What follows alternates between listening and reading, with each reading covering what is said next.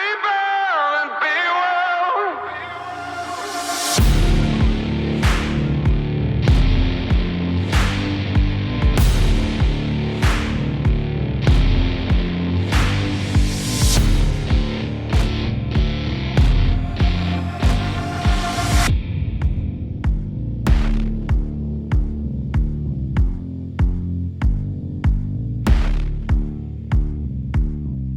Bryan Williams is a practicing pulmonary and critical care physician and the first Chief Wellbeing Officer at MHealth Fairview. As the well-being advocate for one of the largest employers in the state, he collaborates to bring well-being practices to multiple hospital systems and inform statewide policy. His personal well-being practices include fishing, yard work, and frequent trips to home improvement stores to keep his aging home in one piece. So Bryan, thank you for being here with me today on the Rebel and Be Well podcast. I know you're an incredibly busy human and professional, and I greatly appreciate your time here today and for sharing your wealth of wisdom that you've come here with today with our audience. So, my pleasure. Thank you. So I want to start by picking your brain a little bit on the concept around well-being, because as you know better than anybody, this has become a really hot topic in the workplace today. Employees are looking for new and innovative ways to improve their health and well-being. Mm-hmm.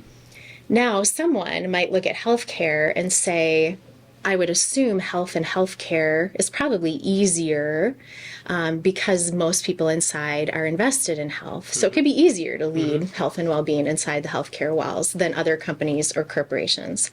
Can I ask how you would respond to that? Is that true or untrue? You know, if you're looking for a model of a healthy individual, you know, we often say, do as I say, not as I do. Health practitioners, as much as we'd like to think we are, aren't always the healthiest of people. We don't often practice the medicine we preach, and we often let the stress of the job and sort of the mentality of taking care of patients, it will often overcome our need to take care of ourselves in many ways. And so healthcare workers, physicians, nurses, pharmacists, the like, are sacrificial types of individuals that will go above and beyond any given day to help people with their own health. And that's long been known. And it has come to a head with the COVID pandemic, and it is now gaining the attention of healthcare systems across the country, because as we've realized, the well-being of your workforce matters. It matters for productivity. It matters for patient safety and quality. It matters for job retention. There are so many implications that go beyond just having a good day at work, that companies across the world, not just in healthcare, are paying attention to well-being as a core job function.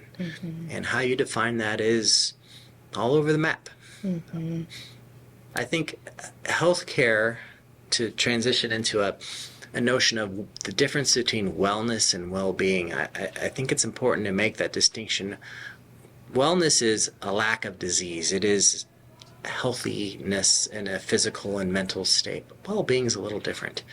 We think of well-being as feeling content with your station in life, and in the workforce, we relate it to a joy in work, feeling like you have a purpose and you like coming to work every day, and more days are good than bad.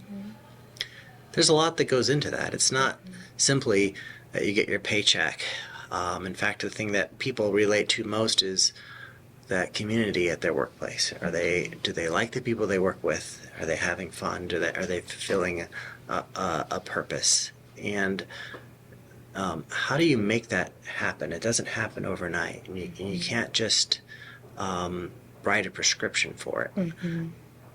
And that prescriptive notion of how to be well, we often mistakenly said, well, if you're healthy and we offer you, healthy meal options and how to de-stress yourself, that actually failed for healthcare. We focused a lot of effort initially on the wellness of our practitioners and providers, but it didn't help their well-being, and it only made things worse. Because what we were implying by that very sentiment was that you're the problem. You're not healthy enough to do this job, and that's not the case. You're not resilient enough to do this job, and that's not the case at all. We like to think in healthcare that we're very resilient peoples. Almost all of them endured, education sometimes for decades to get to the spot that they're in. They're very resilient peoples, and to imply that they're not is insulting. That's an incredibly profound answer, and I love that distinction between well-being and wellness. And you said a couple of words in your response that brought up this kind of trigger of emotions that I see happening in healthcare professionals and non-healthcare professionals around these words, resilience and burnout. So I would imagine in 2019, those words might have meant one thing. Today, they seem to mean something else. What do those bring up in healthcare and our workforce in general today? We've been measuring burnout and well-being for a while pre-pandemic, and the literature was growing even before the pandemic. We knew that we were in trouble in healthcare. Burnout was seen as a failure of a system or a leadership, and people were it was like a negative outcome from bad choices. Through the pandemic, when we realized a lot of this was out of our control, people became a little more accepting of the fact that burnout is a result of sometimes systems that are, global pandemics. And for the first time, many people were saying, yes, we're burned out. Yeah. I do need help. Or this system is broken and we demand results. Many Chief Wellbeing Officer positions were created during the pandemic because organizations finally recognized that the catastrophe that happens when your organization isn't well and the people that work there aren't well, or stress goes on for so long that without appropriate countermeasures, you'll start sacrificing the quality of what you do. So I would say the pandemic really put a spotlight on it, but also helped people understand more broadly the number of different influences that go into that. It goes way beyond just corporate policy or way beyond the resilience of your team. There's so much more baked into that it created a lot of attention to it, and I think that's good. I used to think taking care of patients was going to be my greatest high and my lowest of lows were going to be experienced in taking care of patients. But what I actually found that pivoted the inception of the Point Retreats was that healthcare professionals actually are the ones who I really saw suffering the most. And this was pre-pandemic. And it's kind of this hidden disease that's festering inside healthcare walls. And I think the opportunity that I hear you saying is if we can release that a little bit and just say it's there and it exists, and it's really hard on the humans trying to make this go inside and the business leaders trying to drive it to succeed professionally, but really expose it, honor it, recognize it, and then doing what we can. And coming from healthcare, what I sometimes see is it's like, oh, great, we've got this Chief Wellbeing Officer. Yeah. He's going to come and save the day and fix it all. Right. And how do you create a reality around your role? Like, what can Bryan Williams, Dr. Bryan Williams, really accomplish as Chief Wellbeing Officer? Right. The first mistake is to assume that you're in charge of burnout and that you can fix burnout. I often make the relation of somebody in my role, and long time in healthcare, we've had chief quality officers, and that person is in charge of ensuring that the quality of medical care is good and that it's safe and that outcomes are as expected. And the government holds us to certain standards that infection rates in the hospital should be at this level or lower. And so we've assigned somebody to help us keep track of that data and help inform of best practices. That person, he or she, is not putting in every catheter to make sure it's safe. Yeah. Quality is everybody's job. And so when the metrics are not as good as they should be, it's not the chief quality officer's fault. They're the ones helping to measure. well-being is the same way. And so you can't hire a person and expect the numbers to get better. Yeah. That person is there to help generate the numbers and help people understand what they mean and help inform practices. The best solutions, however, always lay where the problem is and not necessarily at the corporate level. We can't expect your CEOs to know what's driving the well-being of somebody in a pharmacy. That person's not a pharmacist. That person doesn't live in that community. That person, is not aware of like the workforce issues that are in that spot. And so we really need to find ways to empower people at those levels to recognize their challenges and put words to the things that they need, and we need organizations to understand why they should support that. I spend a lot of my time making the business case for supporting maneuvers. Should we let our employees go to part-time or shave a little time off of their work docket? Many of them are wanting to do that even for less pay. Right. You lose productivity, but it's better than losing all of them, which is what frequently happens. They'll quit if we don't find some give and take there. And so there's a definite business case to be made for some of these types of interventions. And it's not just about, offering more wellness points in your HR plan. It goes to multiple levels. It goes to what are your recruitment and retention strategies. It includes things like even workplace stressors. What is the noise level, the ambient noise level in your clinic? People are constantly stressed when you have those types of noises. Yeah. Flexibility and autonomy in picking your schedule. Those are all things that matter to people more than many other things, and having a voice and control and letting them focus on the things that they really, really love, patient care, direct interactions. We've got to find a way to let them do that. So not necessarily being the one who it's like, hey, yes, I have all the answers, but helping lead people to answers that are impactful for them. And particularly in large systems, it's my job to pay attention to bright spots and low spots. And this clinic is doing this, you could do that. It worked really well for them. Having that conduit of best practices or finding spots that are struggling and bringing attention to them so that they don't always have to. I think that kind of cohesive glue and networking really has a role because a lot of our organization has 35,000 people in it, and there are many people that have figured out ways to be successful. So why not find that and spread it around as best you can? So we try that every day. That's sort of a part of my job. Yeah. Can you give an example of, I don't know if it's a team or a unit or a clinic or a hospital, but of what does success look like? Like when they've found that success. Right. Can you paint a picture of that? The highest functioning teams, and this has been borne out in the literature, but I've seen it in my own practice. Those teams that are cohesive, they trust each other implicitly, and they feel safe in that team. Google studied this in a very large study. They found that the most important factor was not how many college degrees or how much wisdom or how much diversity or how much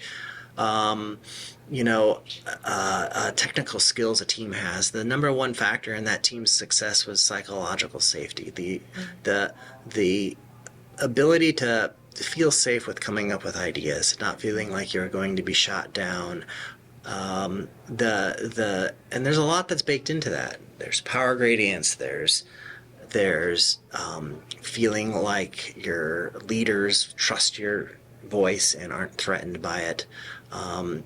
And those teams that are really successful typically have leaders that get that and go out of their way to make people feel safe. And it's not always about necessarily being their best friend, but there is a part of that human connection that has to be there for people to feel safe. And good leaders is a big core of that. And so I spend a lot of my time on leadership development because I think it's one of the best uses of my time. What does leadership development look like? Well, there's multiple different layers, and it depends on the type of leader you have. You know, you can get a degree and a master's degree to learn how to be a more effective leader or understand your business better. The type of leadership development that I've spent time working on focuses more on leaders understanding how human interaction happens and how to understand problems on a level that goes beyond just the technical fixes, but then the notion of adaptive problems and how people feel their way through issues and how they communicate with each other and how to make a case for a certain new change. It's a lot different than what is typically taught in business school. Here's the business case and here's the financial reasonings to do all of this. We get into the strategies for bringing the team along, and how do you engender enthusiasm, and how do you keep their interest at mind. One of the other big things we teach in leadership development in the well-being world is this notion of the people cost of the decisions you make, because people are not an infinite resource. And what I mean by that is not just their labor output, but their emotional output. There's only so much stressful things you can ask somebody to do in a day. And when we are looking at implementing a change, if you ask yourself, well, who's impacted and how will this cost? And the people side of things. If I'm going to create this much stress, I need to find a way to take it away somewhere else, because the people checkbook is not balanced. And that takes some practice and some new way of thinking about the way you do business, but it is really important, and I think it's the crux of being an effective leader is really understanding that. Your biggest resource, and I would argue your biggest asset, is your people. Absolutely. And you also are running a business where the very core of what you said, psychological safety, is almost insulted on a, I could argue, daily basis, but at least weekly basis. And so how do you maintain people being your greatest resource, especially in today's world? And I know you answered a little bit on the leader side, but for leaders who are newer, like, how do you drive that home, that people are your greatest resource? The state of healthcare as it is post-pandemic, with a massive shortage in workforce, is the result of a continued stress on an already frail system. A lot of people have quit their jobs, have retired early, have sought new careers. The jobs they quit, many of them are well-paying jobs, but they were just undoable for many people. That is proof in the pudding that focusing on well-being and making sure people are capable of doing the jobs that we ask them to do is there. And so the answer isn't just to hire more and hope that they're tougher, right? We have to learn from the things that are causing people to leave, and we have to make modifications. And that is the work of a leader, to understand those types of challenges and do what they can to create the space so the job becomes doable again. I think in healthcare, and probably this is true in other industries also, but we tend to assume the higher the degree of education, the better the leader. And that's shifting. I see a lot of, MBAs and MHAs and whatnot coming through, but for the future of leadership, how relevant is education? How relevant is leadership training? And really coming down to the question of, do you think leaders are there natural born leaders, or do we have to develop better leaders, or both? It's a little bit of both. We talk about emotional intelligence in some of our leadership courses, and this is a topic I love because there are people that are intuitively empaths, and they are people that can sense the emotional state of an individual pretty quickly, but that can be taught. There are cues that can be instructed, and people can practice, and they can get better at those. Yeah. These are not things that are often taught in degrees, but I think programs are starting to get there. I've been asked to help out with various master's programs where they're starting to recognize that these are important. I think that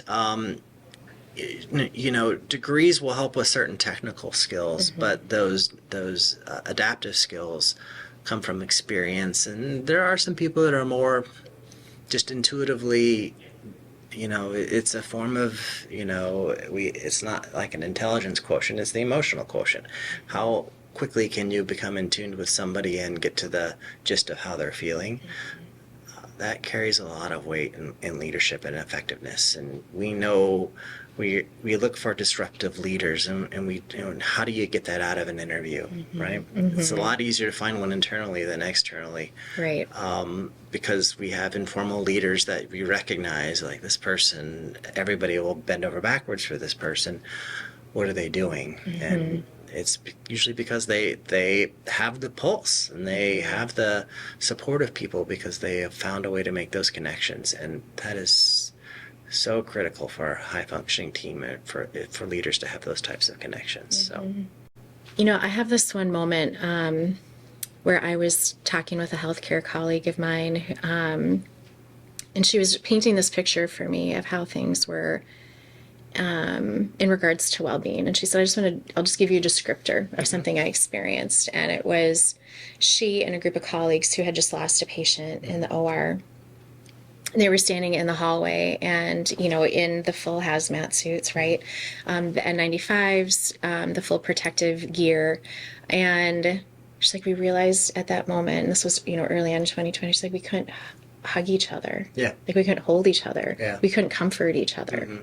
Through this emotional, psychological, physical trauma that they had just experienced, which I think everybody felt in some way, shape, or form, right? Yeah. And that's, all of us are kind of carrying around a degree of PTSD that we're all kind of working through. Arguably healthcare workers at a very high level, because the insults were constantly coming in both professional and personal life. So knowing that there's, probably generally speaking, some level of PTSD in the majority of people in the healthcare workforce and the workforce in general. How do you prioritize? Like, where do you start it? I used to think it was physical health. Now, is it emotional? Is it mental? Is it financial? Is it spiritual? Like, where do you see the greatest need being right now? Because you're in healthcare. Yeah. One of the things that I've been really noodling on lately is this notion of community resilience. How strong is your community? When something bad happens in a healthcare environment, nobody should be alone, right? Everybody should feel supported. Patients do die, but you should never be alone when that happens. And yeah, during COVID, it was very challenging to provide the same levels of comforts, but we were still there, and we were all in the hazmat suits together, and that was a form of camaraderie that mattered. We were in it together, and we were carrying those burdens together. And at the beginning, it was, it had a different feel than it did towards the end, right? At the beginning, we were heroes and doing heroes work, and that sort of protected us from the very real dangers that we were going through. Towards the end, it became very frustrating and very disheartening, because we knew what needed to do to keep people safe, and many of them refused to do it, and then would also verbally and sometimes physically assault us for not taking care of them the way they thought they needed to be taken care of. And so that created its own level of stressors, and the buffering in all of those cases was that work unit, who was working on the floor that night, and how do they respond to each other and take care of themselves. Nobody should have to endure those types of challenges alone. And how do you make those communities stronger and more resilient? What kind of space do they exist in? What kind of people make them up? How do you connect and give them time to be a team. You know, chatting, that water cooler chat about what you did this weekend, while it doesn't seem like you're productive at that moment, is incredibly important for keeping that team coherent and functioning. And they'll do anything for each other if they know the names of each other's kids. And it's really hard to be mad at somebody when you know enough about their life as a human to relate to them. And so how do you, that community connection and all the things that COVID tried to do to degrade that, how do you rebuild that with where we are now?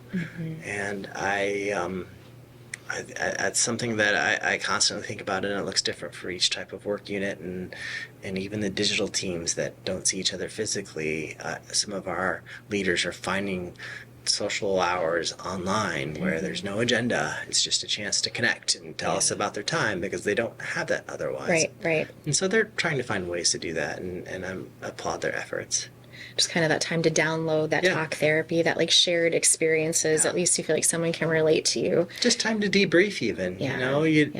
Nobody wants to be the patient being taken care of by a provider or a nurse that just lost somebody, right?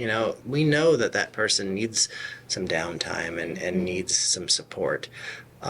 So I think it's important to recognize that and provide it.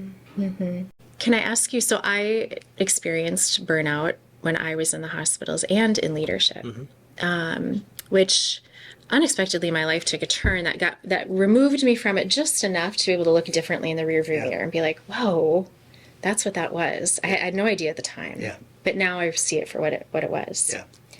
What, just to normalize it for every human. What did burnout look like for you? That notion that what you do doesn't matter anymore, right? Everybody that took care of COVID for a while probably dipped into this, where it was another person and another person came in, and you thought you were making a difference until the next person came in, and you maybe thought that you weren't.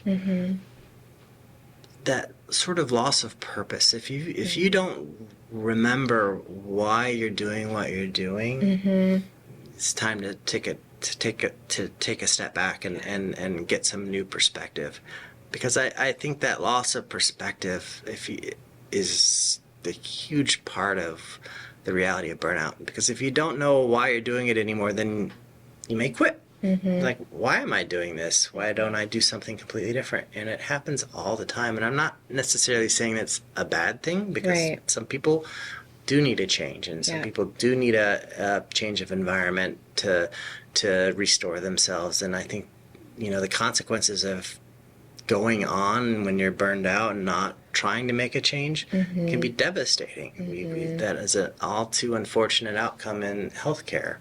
Is we do see people die by suicide because they are either not supported in recognizing where they are, they haven't been given the tools to speak up for their own mental health, or feeling trapped, like they had no choice but to continue on. And there were many stories across the country where that happened during the pandemic, and it was just tragic. So I think that when you're not sure why you're coming to work every day, and every day is a drain on your emotional toll and it's affecting your home life, it's time to take stock of what's going on and find ways to turn that tide around.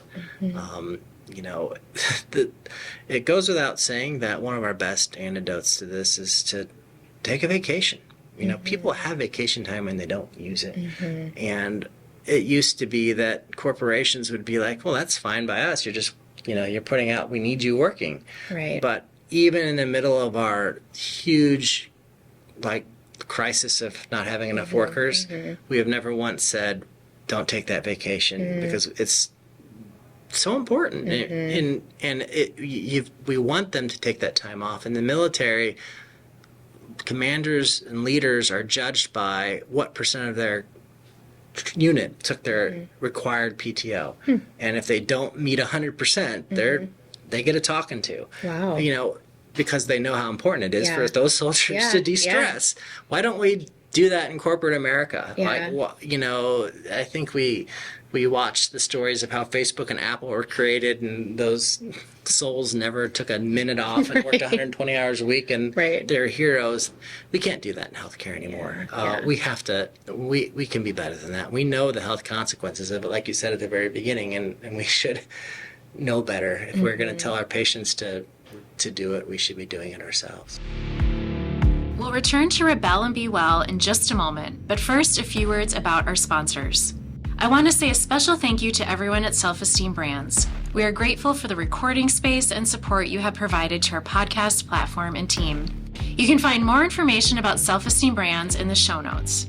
We appreciate and savor every sip of Dry Farm wines during our podcast conversations and every event at the Point Retreats. To find out more about Dry Farm wines, find their link in our show notes.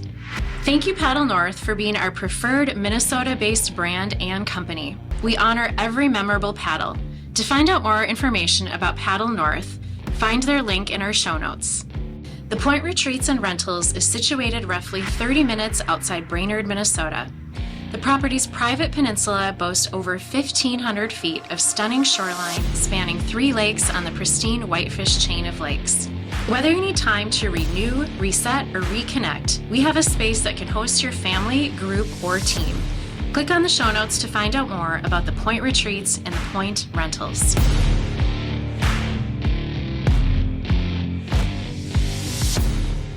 On those days, when your patients ask you how you're doing, because that actually has been ringing in my mind, like as we're sitting here talking, how do you find courage? How do you keep yourself well when you're faced with all the things you're faced with as a critical care physician, which is kind of one hat you wear, and then when you're the Chief Wellbeing Officer, which is another hat. And as much as those two connect, they're also like disconnected. So how does Bryan like stay centered, healthy, well, and have the courage to do that? Boundaries and limits. So often, when we know how much there is to be done, we never feel we can ask for time to take time to ourselves, right? There's always an extra shift to pick up. There's always patients that need to be seen that have to wait to be seen. But you have to recognize we don't have an infinite capacity to do that. And while it feels bad that a patient may not get care the day they want it, they can be seen tomorrow. Most of them can be. If you need today, tomorrow is not a big deal. And that's just a relative way of saying that you can't be everything to everybody at all times. So I will often,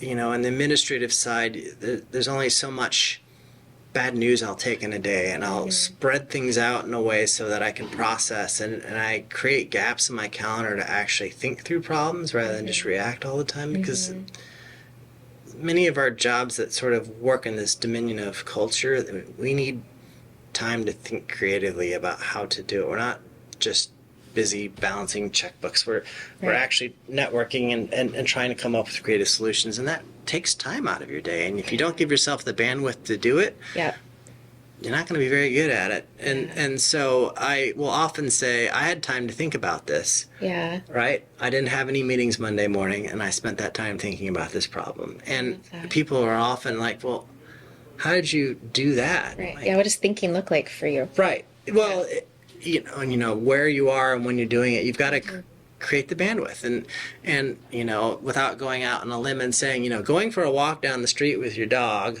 during business hours, you might think, well, you're not actually working. But if you're solving a problem when you're doing it, because you wouldn't have been able to do it in a meeting, it matters. Right. Where's the best place you think? Like me is the car or in nature. Right. Like, do you have a thinking space?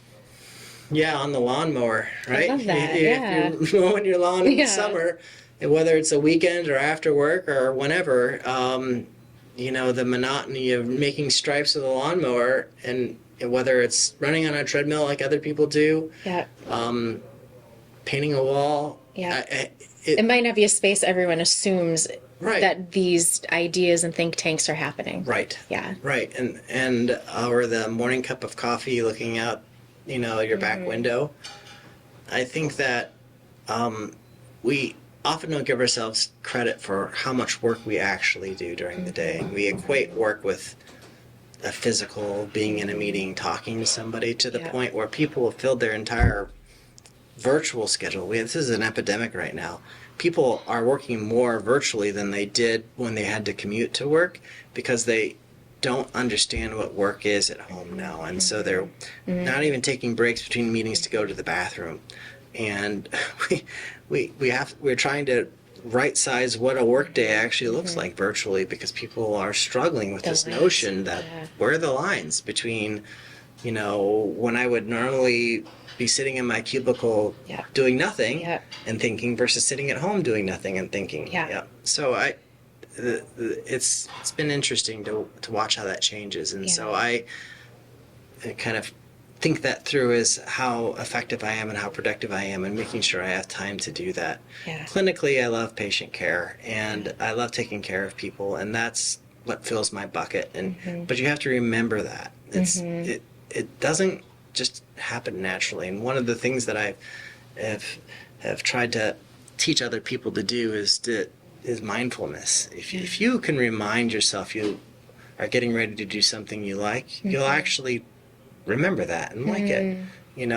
If you're getting ready to walk into a patient exam room and say, remember, this is the thing that I like doing, this is what fills my bucket, and just taking that moment to pause. Usually when you're foaming your hands to get them clean, it's a moment to have that mindful moment.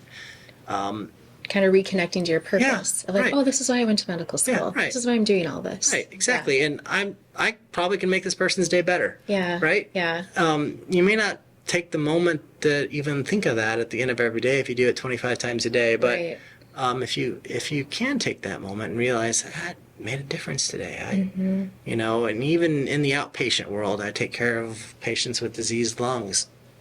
Sometimes diagnosing a problem, getting ahead of it, will save their life. And it's a downstream thing. It's a lot different than doing CPR in the hospital, but nonetheless, it's if you don't stop and recognize that, you won't let your bucket get filled. So what would you say to, and I'm not trying to say you're not 21, but what would you say to the 21-year-old Bryan who's just in the middle of med school, big dreams, big visions? Like, what are 3 things you tell him as a critical care physician who's going to be a leader someday in healthcare? Things you didn't know then, that you know now. Right. When you're in education and you're kind of going through, you're wrapping your identity into your career. Sometimes people do it so much so that when their career doesn't work out, they've lost who they are. In healthcare in particular, even when you're in a grocery store, you're still a nurse. Right? You're still a doctor. If somebody goes down, you're going to help them.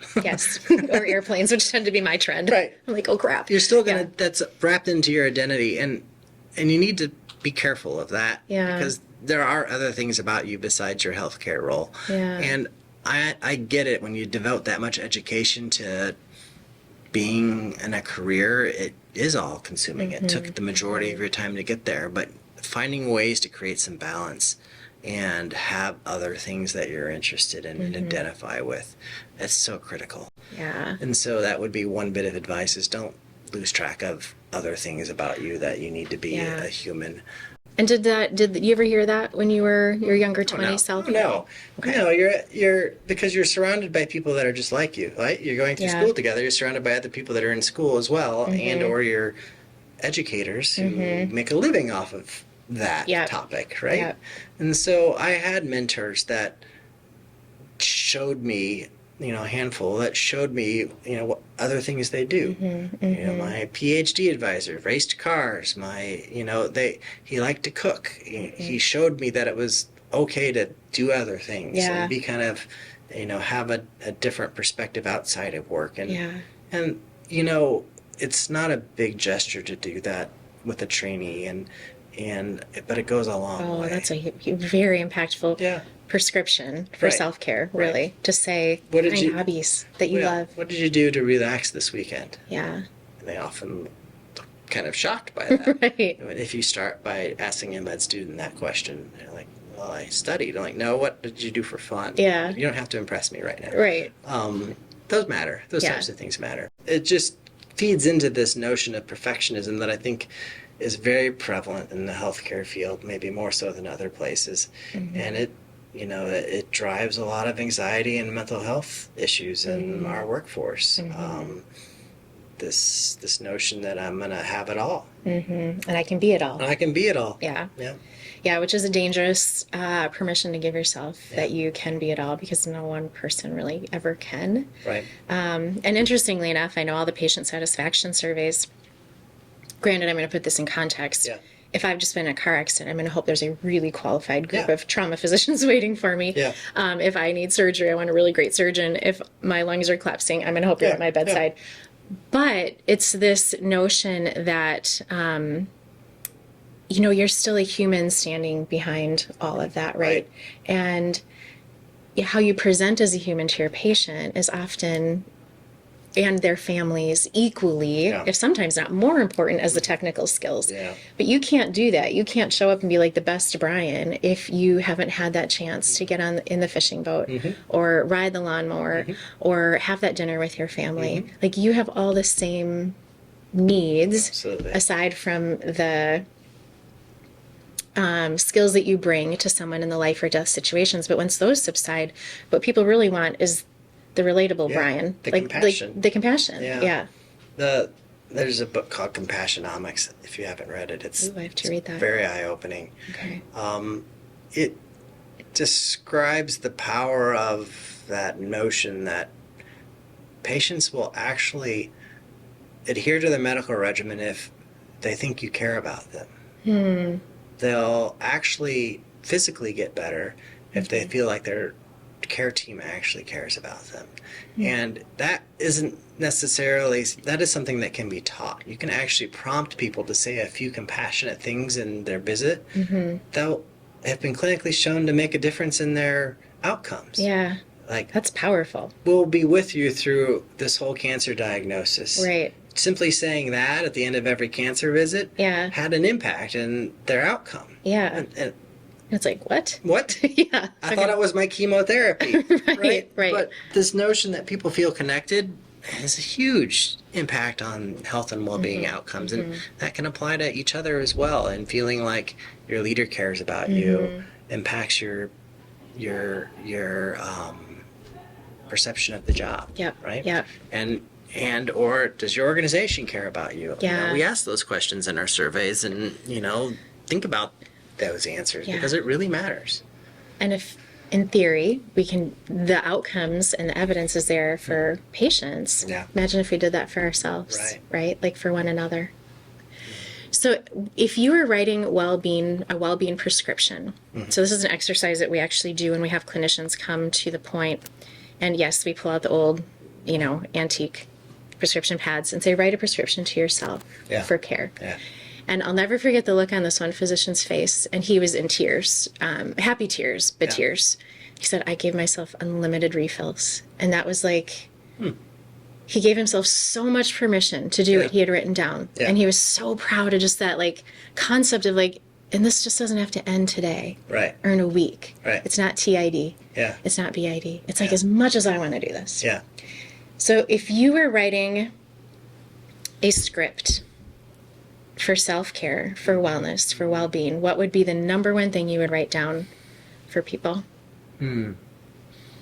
Self-compassion and grace. I love that. That ability to care enough about yourself to take a moment to pause and say, I'm not okay. I think that goes without saying. People are often very hard on themselves in healthcare when somebody's care doesn't go the way they wanted it to, and it's really hard to think, did I do all the right things? Was there a step I missed? We run through this process every time we lose somebody, and that's natural and that's okay. But if you don't give yourself the grace to learn and move on from that, they stack up and they just erode it.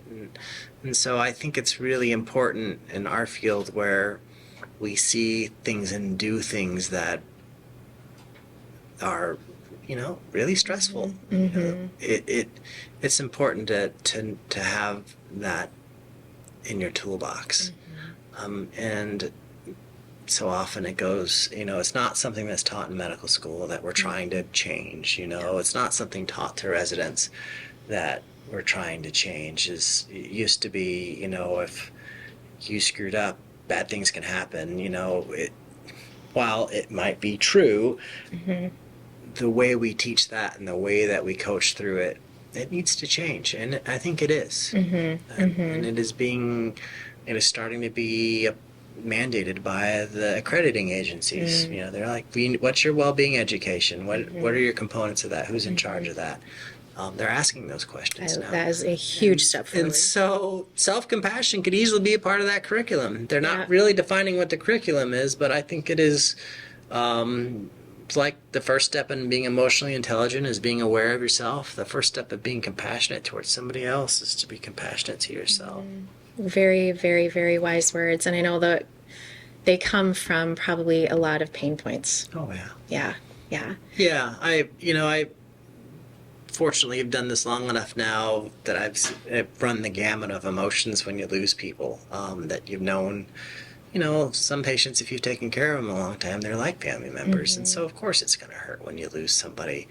But it's kind of what you do for a living. And so you got to find a way to reconcile that and say, I did the best I could, and realize that they probably did live longer or healthier because of some aspect that you played in their care. And that's really why we do it. It's not necessarily to save everybody's life to live to 150. Right. So that would be quite the unrealistic goal, but it's hard when there's so many success stories. When you have one that didn't go the way you wanted, it's hard not to play that script differently in your head. But I love that. I think self-compassion and grace is so important for mankind, for humans. But when you're always entrenched in life and death, it's just all that much more important to allow yourself that freedom and that grace to go, I did what I could, and let it stop there. Yeah. Sitting next to you for this last hour, I can feel your wisdom kind of fill this room, right? And it's with great humility. And I just want you to know that I notice it, and I see it, and I feel it, and it's really amazing. And I think MHealth is very lucky to have you as their Chief Wellbeing Officer. And I know leaders don't always get recognized in that way because there's always like 50 things waiting for you that someone wants done differently. But having someone with your presence leading this is honestly, it gives me hope.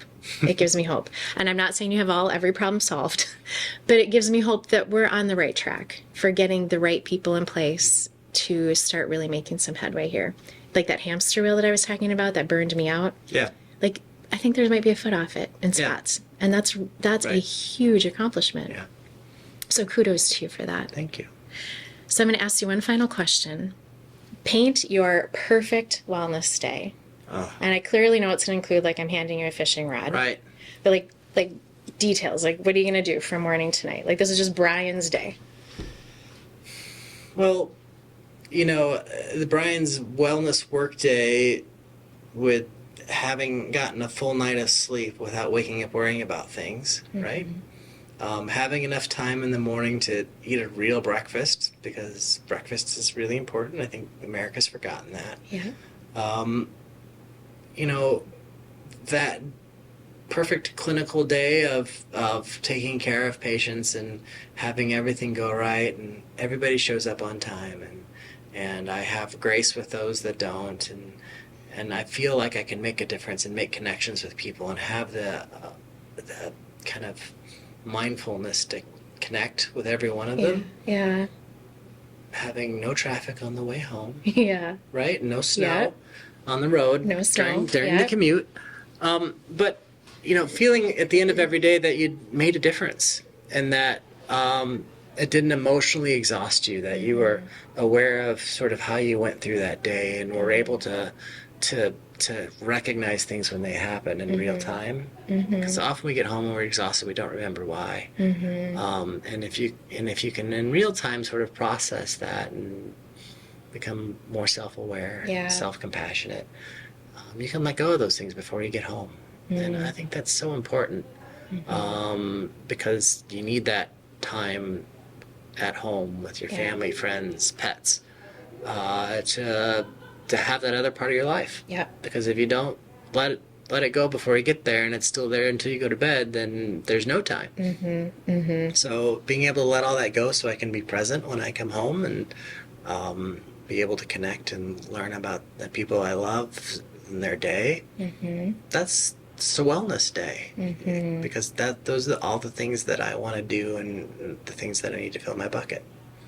It's a fantastic answer. And the word that came to mind as I was listening to you, and you said it earlier, but that's a really mindful day. Right. You're very intentional Yes. in every step that you just described there of how that day was going to unfold for your purpose cup, and for your personal cup, and for your professional cup. And being really mindful is a key part of being healthy and well. Yeah. And I can tell that that's probably been a lesson that's been learned a few times over and over. Might not, none of us maybe do it perfectly, but if you can start there, Right. hopefully you can end there. Right. And Yeah. it's teachable. People think that, I'm too distracted to be able to do that, and I start with, well, if you have an upset stomach, you think about what you ate that day that maybe upset your Right. stomach, and you can usually figure it out, like, I shouldn't have eaten that bag of Cheetos. Yeah. I had a massive headache at noon yesterday, and I was like, where did this headache come from? And then I realized I drove an hour and a half in the snow to get to work, and I was probably tense the whole time.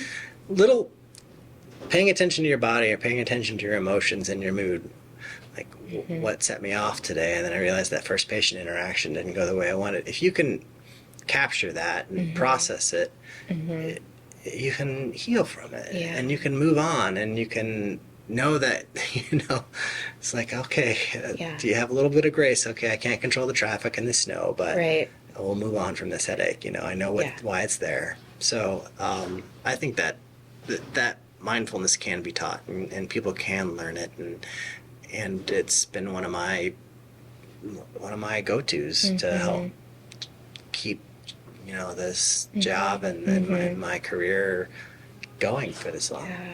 It helps you kind of control your controllables, Yeah. right? And at the end of the day, even in your position, we can kind of only control ourselves. Yeah. I mean, we can manipulate circumstances, we can change some things, but at the end of the day, really, Right. we have control of here. And by no means am I perfect. Every day doesn't go the way Bryan described it, and some days I do come home and I'm not my best, and but you have to. That's where that self-compassion comes in. Like, okay, I was not the best husband the other night. We'll do better tonight. Yep. Right. Yeah. And or I haven't taken time off for myself. Let's find some time to do that. I'm not going to do that today. It's not helpful. I'm going to do something else. Yeah. So Yeah. I think you gotta find time to do that. You're paying attention. Yeah. Right? You're in tune. Yep. Yeah, you kind of decided at some point, as we all do at different points in time, Yep. I'm going to take off the blinders and see, feel, hear, think about what's really going on with me. Yeah, which is a big step to take, ironically, a really big step to take in healthcare, because we tend to want to give. Oftentimes taking little, sometimes no time to go, hey, what do I need to give myself? So you're leading by example. You gotta get that internal dialogue out. I'm not being lazy. We hear that all the time. Like, I feel guilty if I take a lunch break right now because everybody's working so hard. Yeah. I'm like, well, is that what you're telling her to take a lunch break, so she's going to protect you so you can? Right. This is how it works. It's Yeah. you got to let that internal dialogue go a little bit and take care of yourself, because you're no good to anybody if you didn't eat lunch. Right. I did that a lot of days. And then what I found is I started to go through the Starbucks drive-thru before I'd go to work. And then what I realized is it really wasn't even about me getting a coffee. I liked how happy everybody was there. Yeah. Everybody that worked there was so happy. Yeah. And then I realized I actually had one day I wanted to ask for an application. I'm like, Right. I just want to work here. Everyone's so happy. I don't know what this is, but it's caffeine, whatever it is. I like it. I want to be here. Right. I'm like, okay, Christa, that's called burnout. Right. That's the problem. Right. So it's not serving me to not take time to eat or use the restroom even, or whatever it is. But, but yeah, I mean, life will always be busy. Yeah. Hospitals will always be really busy. And at some point you have to, like you said, put those boundaries around yourself, put your ego in check. You do have a tank you have to fill. Yep. I know the last 3 years have held a lot.